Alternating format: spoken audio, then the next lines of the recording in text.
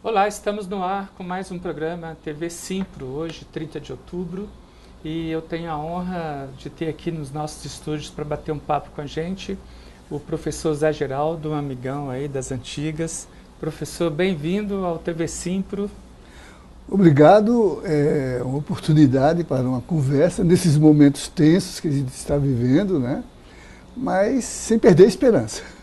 Isso, e nós vamos estar conversando aqui no TV Simpro sobre os ataques ao Estado Democrático de Direito, né, no Brasil, e também sobre essa novidade, entre aspas, cada vez mais dura contra os professores, contra as universidades, contra a educação, que é a tal escola sem partido. Então são diversos ataques, né, e quem quiser entrar lá, encontrar mais informações sobre esses assuntos, pode acessar o site do sindicato, que é simprodf.org.br, e também o site da Confederação Nacional dos Trabalhadores em Educação, tem tudo lá também, as principais reivindicações dos educadores no Brasil inteiro, e o Simpro e o CNTE nessa grande parceria, e aqui junto com a TV Comunitário. Professor, as eleições passaram agora, né, domingo, dia 28, houve esse resultado, né, 47 milhões a 45 milhões, se não me engano, 44 milhões, o Haddad, né, as Forças Armadas que ficaram quietinhas, só batendo continência para os civis, né, durante esse período de 30 anos de democracia brasileira, uma democracia nova ainda, um país golpista, né? E a gente percebe que agora eles estão ocupando a cena democraticamente com um capitão, né, que a gente ouviu bem aí, se elegeu desferindo vários ataques ao Estado Democrático Brasileiro. Como que o senhor vê esse início, né, esse pós-eleição? Bem, primeiro para esclarecer e para pontuar, para que não pareça uma leviandade, tendo havido uma eleição que transcorreu em bons termos, aparentemente, imaginar que a normalidade democrática está instalada. Quer dizer que esse momento é o coroamento de um processo que começou um pouco antes e que representa isso que baliza esse nosso encontro, que é o assédio, o ataque ao Estado Democrático de Direito. Este é o primeiro movimento de um processo que começou em 2016, com que muitos de nós, eu inclusive, chamamos de um golpe contra a democracia e contra um programa de governo instalado também por um processo eleitoral. Muitos chamaram de uma legalidade inscrita na Constituição, como o impeachment, mas eu estive entre aqueles que sempre sustentaram que esse processo foi artificioso do ponto de vista de concretizar os fundamentos de um afastamento legal constitucional, como a Constituição prevê, na democracia e num sistema presidencialista.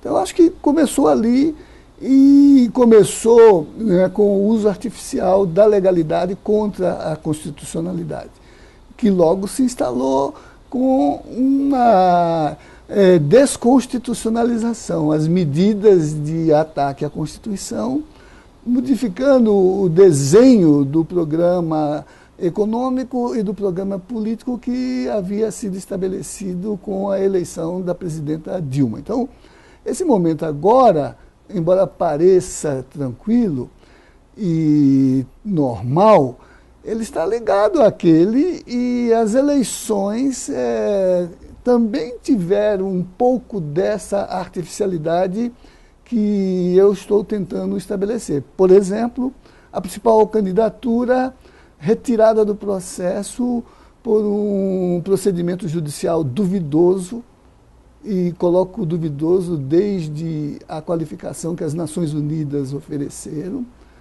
inclusive sob a perspectiva de que a sentença ainda não transitada em julgado não impediria a participação do ex-presidente Lula no processo, a retenção de uma candidatura que pudesse expressar a substituição de forma legítima, tudo isso envolvendo uma série de procedimentos que mostraram, né, uma clandestinidade da consulta à opinião pública, com o uso até delinquente das formas ilícitas de construir a maioria que afinal se consagrou. Uma maioria que é uma minoria, né? Porque você acabou de dizer que são 55% versus 44% dos votos que foram apurados, porém num universo de abstenções que colocam um grande contingente do social eleitor que não sufragou a candidatura, afinal, proclamada, afinal, eleita. Seria 93 milhões versus 57 milhões. Isso para retirar o sentido de uma sufragação da maioria da população, não é. Mas, sem contestar o resultado, lembrar que ele foi viciado, porque ele foi uma articulação de correligionários para poder assegurar este projeto que traz de volta a visão militarizada da sociedade civil, expressa numa base política que está desenhada na presidência, mas também no seu staff, porque traduz os fundamentos castrenses desse processo, e é aí que está o perigo para o Estado Democrático de Direito.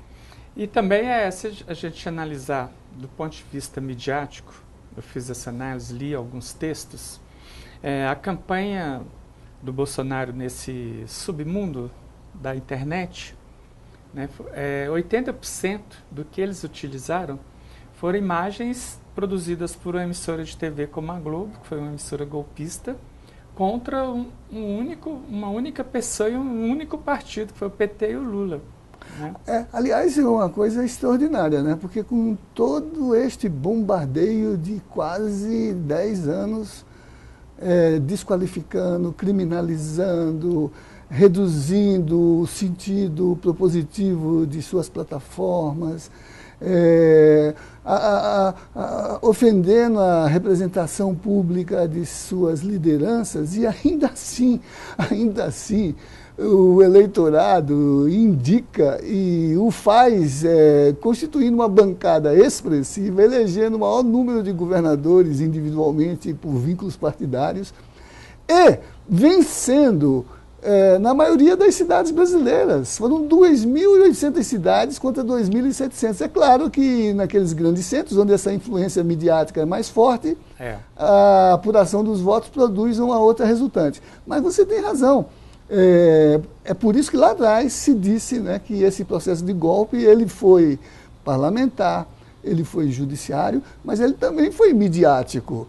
E o midiático aí foi não apenas por ter sido produzido adredemente, né, uma forma propagandística de subliminariedade para fazer vencer uma plataforma, mas também pelo modo rendido, conformado de boa parte dos meios de comunicação, que agora, 2 dias depois, começam como aqueles que sabem, ao criarem corvos, né, que os seus olhos vão ser arrancados. Já está aí a ameaça direta a alguns desses veículos e o aviso aos demais. Já teve vítima, né? O jornalista se demitiu no ar, lá no Rio Grande do Sul, numa emissora muito tradicional. Nós estamos aqui no TV Simpro, ao vivo, pela fanpage do Sindicato dos Professores, também pela nossa fanpage da TV Comunitária de Brasília, pelo Brasília Notícias também, e pelo Canal 12 na net. E você pode replicar aí, curtir, dar sua sugestão, sua crítica, sua análise, deixar também o seu recado e também compartilhar. Compartilhem bastante aí na rede social. E no Canal 12 depois também, na nossa página, na página do Simpro também, tem lá as reprises desse programa que nós estamos conversando com o professor Zé Geraldo, que foi reitor da Universidade de Brasília, é professor de Direito, é um dos expoentes no mundo junto com Boaventura, né, professor, do Direito Achado na Rua, né, então sabe bem explicar para nós o que é que nós estamos vivendo, o que é que nós estamos passando. Mas, professor, com esses, por exemplo, uma deputada lá em Santa Catarina pediu para os seus alunos, né, para que os alunos filmem seus professores, comecem a dedurar os professores, que a escola sem partido, escola de identidade de gênero, não sei o quê. E essa lei vai ser votada amanhã na Câmara dos Deputados.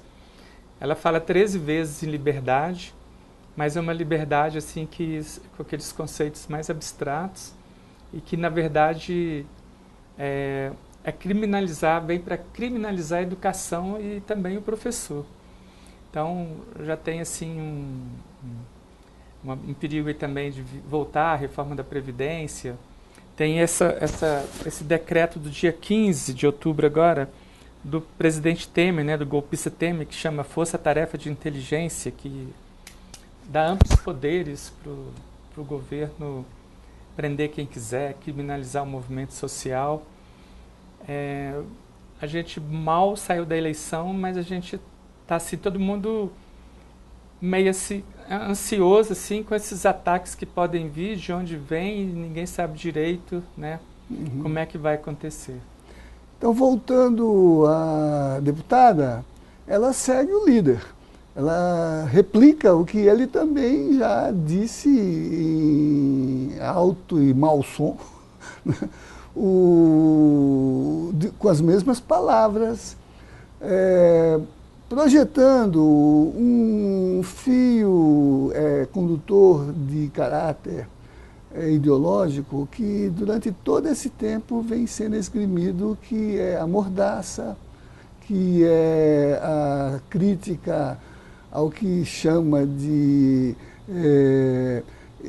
ideologização do ensino por meio de certas categorias de análise da sociedade e de uso de certos fundamentos teóricos, Paulo Freire, por exemplo, né?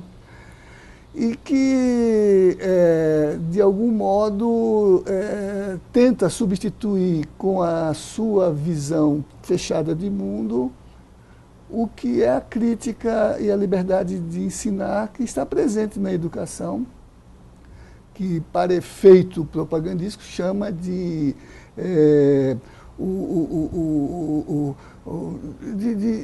partidarização do ensino, de proselitismo, de doutrinação, né? Então, esses argumentos, eles estão no campo da inconstitucionalidade, né? Porque, do ponto de vista da educação, a história mostra que, seja no âmbito do ensino básico, seja no âmbito do ensino universitário, o fundamento da educação é a liberdade de ensinar. Na universidade, a liberdade de cátedra inscrita na autonomia. No ensino fundamental, a liberdade geral de ensinar, de escolher os métodos, de conferir a fundamentação teórica das formas de educação, que estão dentro dos termos dos grandes documentos da civilização, mas estão na nossa base constitucional. É um enunciado da nossa Constituição. Por isso que, por exemplo, ainda na vigência interina, logo após o golpe, eu próprio com colegas entramos com a representação no Conselho de Ética Pública e na Procuradoria-Geral da República contra o presidente em exercício, contra o ministro da Educação, porque havia enunciado que pretendia interferir na universidade a propósito da criação de algumas disciplinas que discutiam a questão política no momento imediatamente a sua assunção ao governo. Então, eu acho que essa é uma questão que está aí, vai percorrer o tempo que está sendo aberto, mas que tem um limite intransponível, que é a inconstitucionalidade. E que agora mesmo, a propósito de algumas intervenções recentes, já mereceu até neste estágio uma nova representação da Procuradoria da República, que está distribuída ao Supremo Tribunal, na linha de que não é tolerável interferir nos programas, na configuração das disciplinas, senão pelos meios constitucionais. Mas no dia 25 de outubro, né, 3 dias antes das eleições, 25 foi quinta, então sexta, sábado, domingo, mais de 30 campi no Brasil, campi universitários, foram invadidos pela polícia. Quer dizer, será que a democracia nas universidades já acabou na quinta? E nós estamos hoje numa terça, dia 30? Não, eu acho que no dia 25 se instalou nas universidades o campo da resistência para a defesa da democracia, dos valores constitucionais, da sua promessa de liberdade e de autonomia, que ganhou até aqui o reconhecimento, inclusive do Supremo Tribunal, porque a liminar concedida por um dos seus ministros, no caso a ministra Carmen Lúcia, reafirmou esses fundamentos. Ela não se acovardou, né? Não se acovardou e não traiu a sua história de professora. Portanto, também mostrou que no campo democrático, e ela disse com essas palavras, que não é aceitável nem o fascismo, nem a forma totalitária de um pensamento único. Que o ensino é o campo onde a crítica se instala e é aí que a democracia se realiza. E o Gilmar Mendes até surpreendeu, né? Disse que polícia, se entrar no campus, tem que ser para estudar. Na verdade, ele também é um professor, né, e é um dirigente de escola, né, então ele também está protegendo o seu campo, o seu espaço. Mas é como eu disse, isso é um valor da civilização. É importante que os professores, que são os mantenedores desse programa, tenham isso em mente, e por isso que as estruturas sindicais já divulgaram, inclusive, manuais de defesa. Porque, neste caso, embora já tenham sido praticadas algumas afirmações de imediata rejeição do campo internacional, ferindo também princípios constitucionais, no caso da beligerância com países vizinhos e no caso da perda de referência aos acordos de regionalização na perspectiva econômica do Mercosul, que também se expressa num parlamento regional, né? Também nesse campo há todo um contexto de fundamentos com os quais o Brasil tem compromisso a partir de sua Constituição e de seu papel de povo com reconhecimento internacional. Por exemplo, no que diz respeito àquilo que é a autonomia do pensamento crítico, a liberdade de expressão, nos dois fundamentos. Todos os preceitos constitucionais. Na questão do ensino e na questão da comunicação e da informação.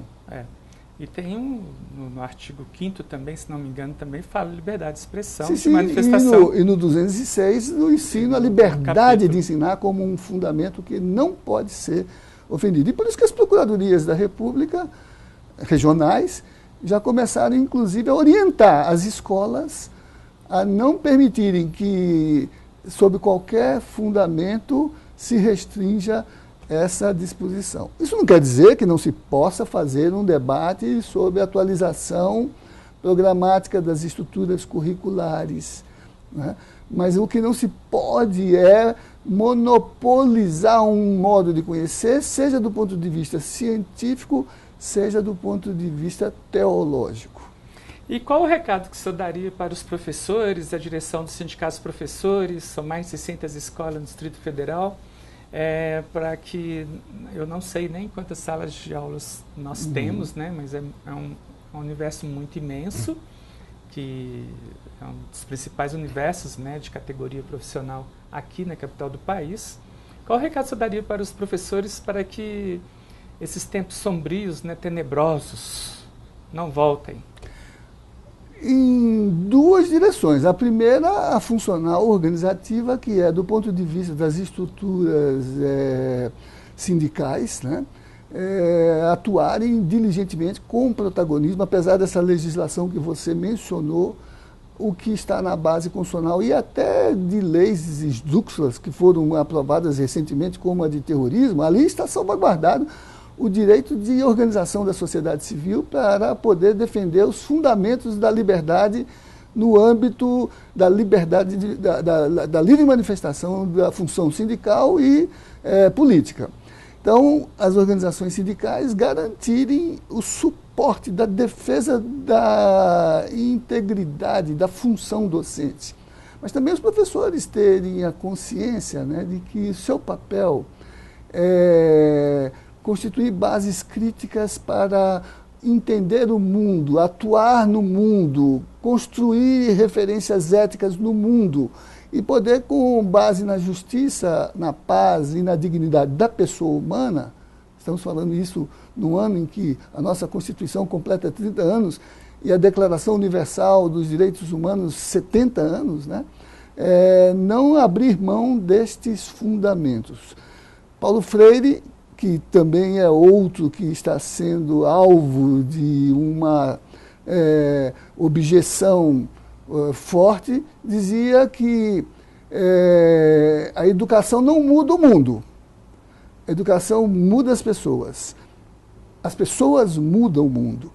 E essa é a função do professor, criar mentes abertas para exercitar de forma inteligível e crítica a leitura do mundo, não para se colocar contemplativamente diante do mundo, mas para agir nele e transformá-lo em direção à liberdade, à dignidade e à justiça. Mas vem aí, vão ter diversas tentativas, inclusive eu analisei hoje a lei chamada Lei de Terrorista, né, que o Temer acabou de escrever, mas aliás, publicou, mas esse decreto agora, dia 15 de outubro, em pleno processo eleitoral, ninguém estava prestando atenção, né, saiu na calada da noite, dando muito poder aos militares. Mas não muda a lei em si, que tem essa proteção no artigo 2º. Mas já existem diversos projetos de lei para revogar esse artigo 2º que protege os movimentos sociais, os movimentos sindicais, até porque há interesse de quem venceu as eleições de segue o líder, né, como o senhor disse aqui no início, de endurecer, né, essa lei para transformar sindicalista, movimento social, enquadrar como terrorista o movimento social, o movimento sindical e os movimentos trabalhadores rurais sem terra e também de sem teto.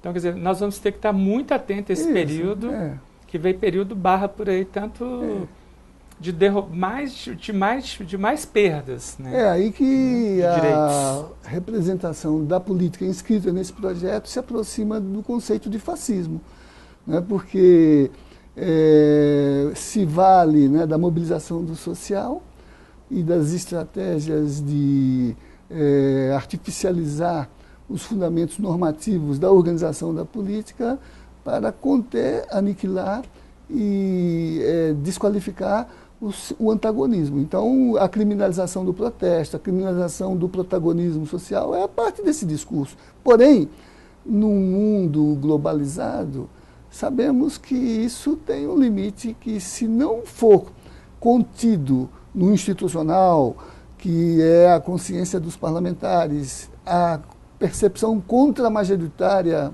dos magistrados, os magistrados que eu digo do Supremo, né? Porque no plano da magistratura local é mais difuso e já há juízes assodados que, contra a lei orgânica, já se apresentam para ganhar o prêmio dos serviços que prestaram para assumir funções no novo governo.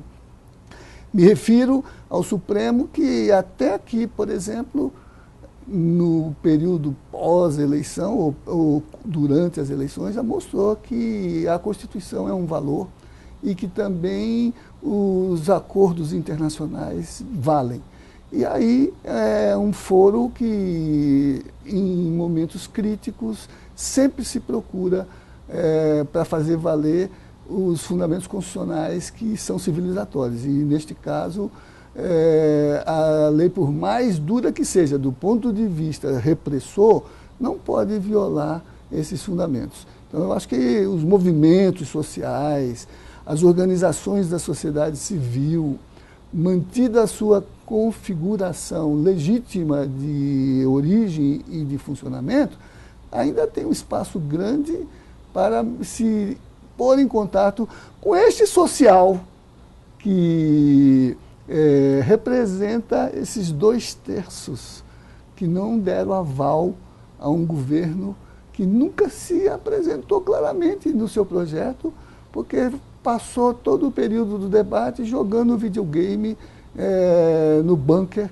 sem vir se apresentar ao debate com a sociedade civil. E sem falar direito também, que país quer de verdade. Isso. Muito bravata. É. O que a gente... Eu estava até falando com um amigo meu hoje, é a primeira vez que a gente está torcendo para que um presidente eleito não cumpra o que prometeu, né? Trágico. É trágico. Trágico. Agora, sabemos, né, que os ciclos históricos são mais curtos e a lata de lixo da história está mais larga. E sabemos que a bravata em si não garante permanência. As pessoas, de algum modo, se dão conta da maneira como foram engajadas em aventuras, né? E, pessoalmente, nunca fico contra o povo, porque acho que o povo tem direito de errar, tem direito de corrigir seus erros, né? Não creio que possamos salvá-lo de seu destino por meio de nenhum Messias, nenhum profeta, e também não creio por meio de nenhum subterfúgio que represente, por exemplo, negar a sua opção anteriormente inscrita num programa legitimado eleitoralmente.